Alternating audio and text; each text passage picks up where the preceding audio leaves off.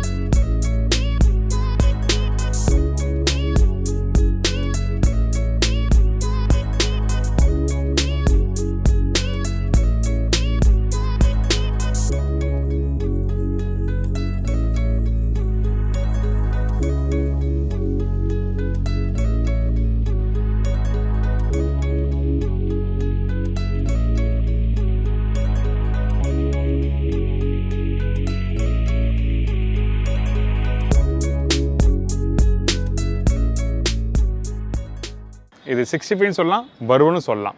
இந்த ப்ரிப்பரேஷன் நீங்கள் பண்ணும்போது அந்த மூக்கடலையை நல்லா பாயில் பண்ணிவிட்டு அதுக்கப்புறம் வெந்திருக்கணும், மசிஞ்சு போகக்கூடாது. அப்படி மசிஞ்சு போனால் கரெக்டாக அந்த வறுவல் வராது உங்களுக்கு.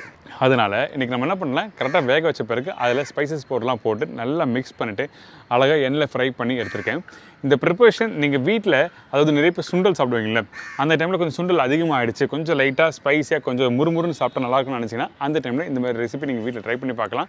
அது மட்டும் இல்லை, பண்டிகை டைமில் இந்த மாதிரி ரெசிபி நீங்கள் ட்ரை பண்ணலாம். இந்த ரெசிபியை நீங்கள் ஃப்ரை பண்ணி முடிச்சோடனே சூடோடு சாப்பிட்டீங்கன்னா அந்த ஒரு டேஸ்ட்டு கிறிஸ்பியாக நல்லாயிருக்கும். கொஞ்சம் சூடு ஆறிடுச்சு, அதாவது ஒரு மணி நேரம் 2 மணி நேரம் ஆகிடுச்சுன்னா அந்த டைமில் கொஞ்சம் அந்த கிறிஸ்பினஸோட தன்மை கம்மியாகும்.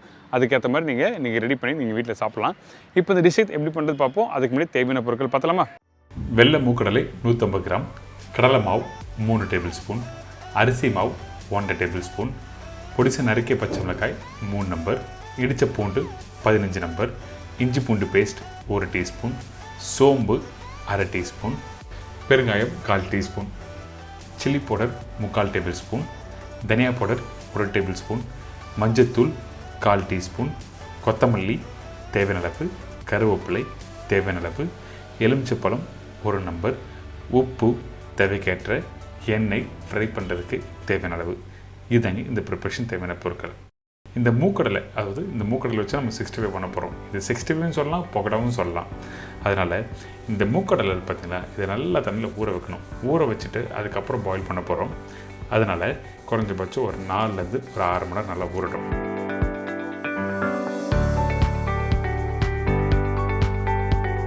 இப்போ நல்லா ஊற இருக்கு, வாஷ் பண்ணி எடுத்து வச்சுருக்கேன்.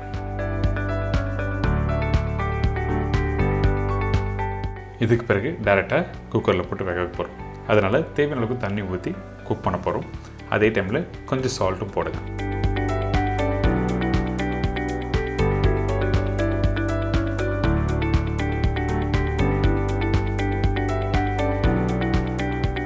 இதுக்கப்புறம் கரெக்டாக விசில் எத்தனை விசில் விடலாம் கேட்டிங்கன்னா 3லேருந்து 4 விசில் விட்டு மீடியமான ஃப்ளேம் வச்சு குக் பண்ணி எடுத்துருங்க.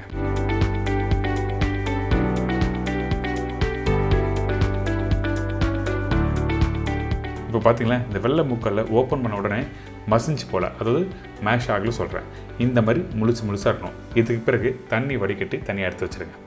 இப்போ மேரினேஷன் எப்படி பண்ணுறது பார்க்கலாம். ஃபஸ்ட்டு அரிசி மாவு போட்டிருக்கேன்.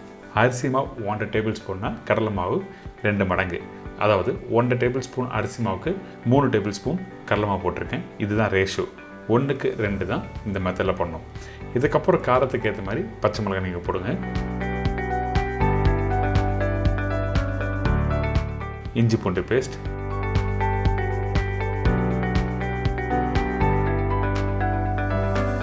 பெருங்காயம், உப்பு, கொத்தமல்லி. இந்த இடத்துல இந்த மசாலா பவுடர் ரொம்ப இம்பார்ட்டன்ட். சில்லி பவுடர் கம்மியாக இருக்கும், தனியா பவுடர் அதிகமாக இருக்கும். உங்களுக்கு காரத்துக்கு ஏற்ற மாதிரி நீங்கள் போட்டுடலாம். அடுத்தது மஞ்சத்தூள், கொஞ்சம் பச்சை கருவேப்பிலை கையில் நறுக்கி போட்டிருக்கேன்.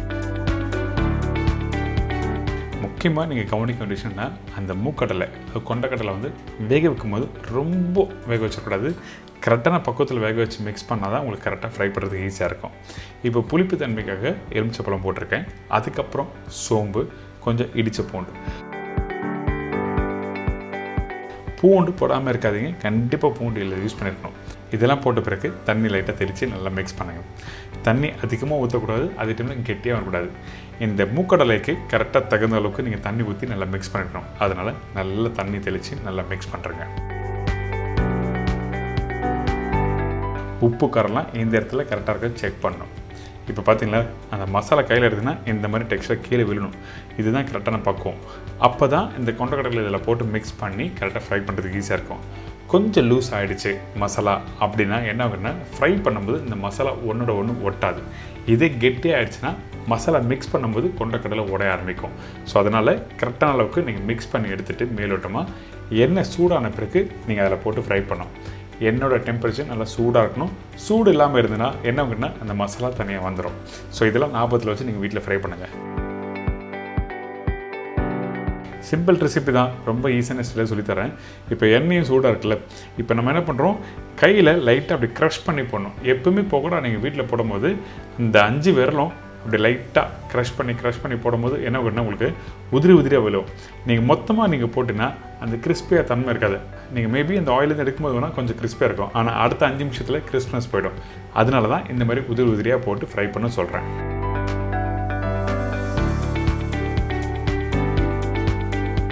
இந்த மாதிரி ரெசிபி நீங்கள் வீட்டில் கொண்டக்கடலை நீங்கள் டேரெக்டாக கொடுத்தீங்கன்னா நம்ம வீட்டுக்கு குழந்தைங்க சாப்பிட மாட்டாங்க. அந்த டைமில் இந்த மாதிரி நீங்கள் ஸ்நாக்ஸாக நீங்கள் பண்ணி கொடுத்து பாருங்களேன், அருமையாக இருக்குன்னு சொல்லிட்டு எல்லாம் சாப்பிடுவாங்க. என்ஜாய் பண்ணுங்கள்.